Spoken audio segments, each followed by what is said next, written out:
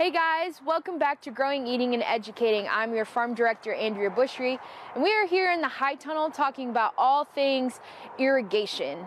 Irrigation is something that looks a lot different on various different farms.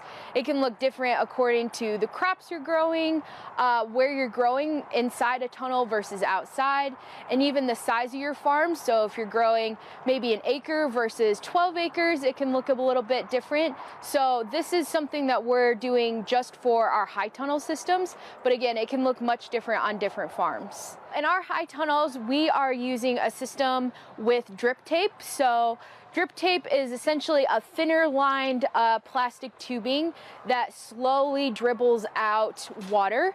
I like this system a lot because the water, when it slowly dribbles out, it goes right to the root zone of our crops instead of spraying all of the leaves overhead.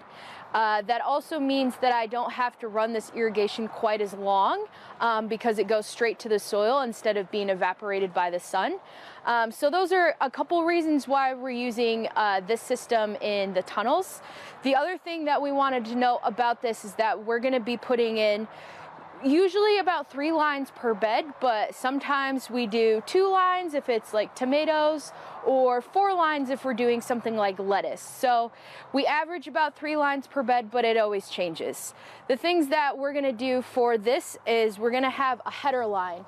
And so the header line is something that's gonna go along the front of your beds, and that's gonna be the main carrier of your water.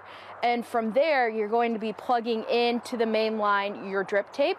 And then before that, you have this system, which is called a manifold. So it has all of your components that you need. You have a filter, you have a PSI regulator. So if you're putting out a lot of pressure, this will regulate it so that you're only putting out enough pressure to not blow up the system of your drip. This is just what our system is for this high tunnel.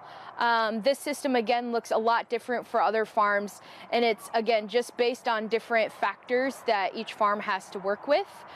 Stay tuned for more at NanBop Farm of how we actually use irrigation in our vegetable fields. So be on the lookout for more of that from NanBop Farm.